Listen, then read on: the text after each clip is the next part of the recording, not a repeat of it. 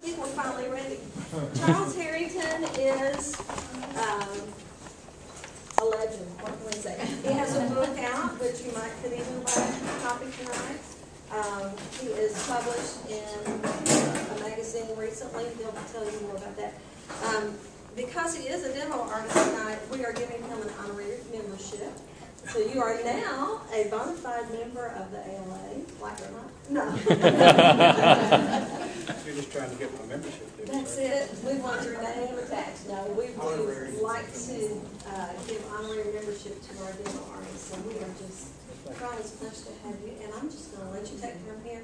We have given him the floor kind of late, so we're going to let him go over. And if you have to leave and have to tear your stuff away, we'll let you. But I know most of us will want to stay and see what he has to show us. So we'll give it to you. Thank you very much. I can use the finish in 3 hours. Lock the door. You know, it took me longer to drive down here than okay. I know someone. No, Robert, he knows me too well. Anyway, I only brought 2 paintings. I think it came here a year ago or something. I brought several, but I brought 2 paintings. Things kind of hectic, and I kind of emptied my studio and get out to galleries and stuff. So I just grabbed something random. I brought these 2 for a purpose. This one is a plein air paint. How many plein air painters? Okay, this is a plein air painting. And the technique is slightly different from this one that we're talking about. I'm going to demonstrate this technique. You'll notice a little more opaque in this. So you might want to look at these a little closer. Now, why acrylic? How many acrylic painters? I heard some. Why acrylic? You can paint walls, and they're wonderful. And you can, you know, they're great, opaque. You just gob it on all you want, but when you begin to get towards the transparent, not so good. I mean, some people have learned how to do it. You paint in watercolor, transparent's great, right? That's what attracts you to watercolor, but you begin to get somewhere where you need some opaque strokes, it begins to look kind of awkward, right? Acrylics, one of the beauties of acrylics is they work in the whole gamut, have integrity all the way through. So my technique right now, I started as a watercolorist. I painted semi-oils. I started acrylics as a substitute for watercolor. And I could do anything. I could do anything you can do with watercolor and more with acrylics because it's permanent. You can't live to that how bad it's dry. And that's the only one thing some people criticize.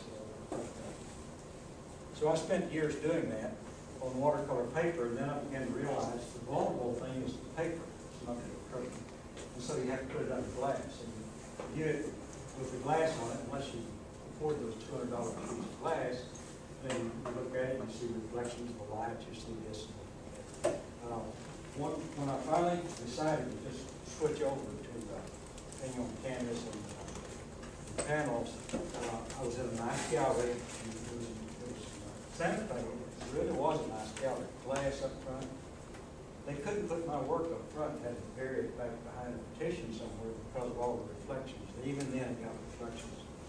Right. So I'm saying that to justify the kind of explain the technique that I'm going to show you. I brought this painting because it demonstrates everything from transparent, you look at it just where it's watercolor, to some passages that are, we might paint the walls. But it works all the way from opaque.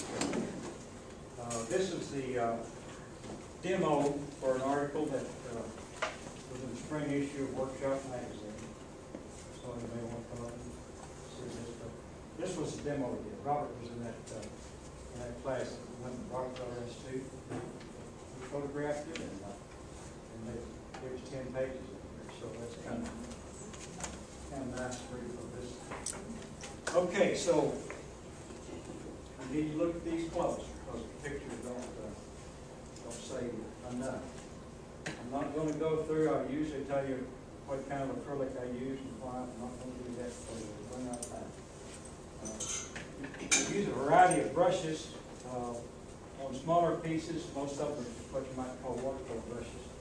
Red Sable synthetics because it's really hard on brush material. But I've been using these, I guess they're synthetic oil painter brushes lately because I'm doing some big pieces. The piece I have on my easel right now is 48 inches by 60 inches. Preparing for a show at Greg Thompson Fine Art next year.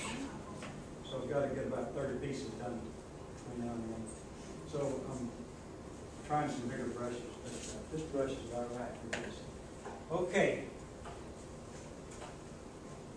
I can take water and thin this down, thin down acrylic, and it works nicely. However, working in a vertical position, let's take the 48 inch to 60 inch. There's no way I can lay that down on the table and get around and work on it. Okay? But if I thin this with water, it comes, as Tony Capps says, it comes screaming down. Well, I don't like it coming screaming down. So I fooled around with it a little bit, and I realized that the medium, even though it looks milky on the palette when we first put it out, there's a dog here. If anybody wants to authenticate one of my paintings, it's got German Shepherd hair in it. Somewhere. Now they got here on. It looks white when you squeeze it out, but when it dries, it's clear like glass.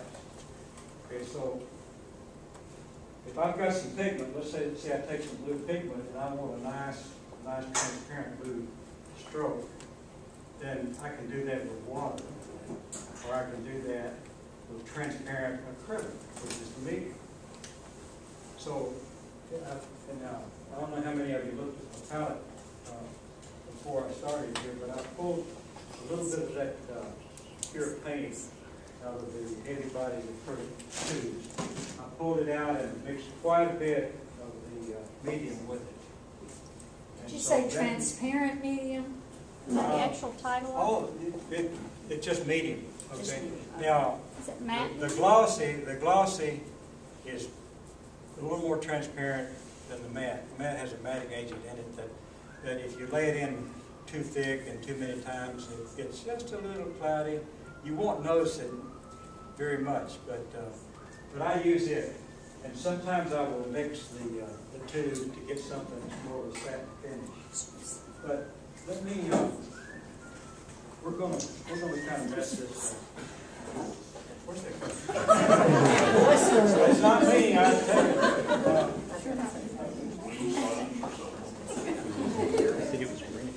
Okay, to show you, I just kind of penciled in here while you all were talking, a shape, and I'm not going to do a painting here. I'm just going to demonstrate some technique. Okay, I couldn't get a painting done anyway. It took one demonstration, 2 mornings. Okay, let's get a trade here somehow. Okay, so I can get this skin down as much as I want to. Now, by combining the oil and the watercolor techniques, I can come back. I'll come back to the sky and clean up the edges and stuff, so I can overlap with a little opaque. And I can put transparent over that opaque, and I just keep layering. Some of my paintings, like that one, there's places in that, I'll bet there's 20 layers just stroked over it. So it's a little more time intensive than a demo like this would permit. But what I'll usually do starting a painting is I will block out. I usually start with a pretty good pencil drawing. I kind of, maybe I'm insecure, but I like to know where I'm going. And so you'll notice as you come up and look at this, it's transparent. I start on a white gesso surface, whether this is a canvas. We'll just take that solid and then paint out this guy hole further on. And I'm putting on some pure tube green. That I just put on right there is Gold's Hooker's Green Hue. They also have a Jenkins green. Let's put a little of that up there to show you. That's that green right there. I usually start with a tube green, but then I can lean in any direction I want with other washes. See, I can come back at any point and glaze over, and I can change. I should wait till it dries, but I can change the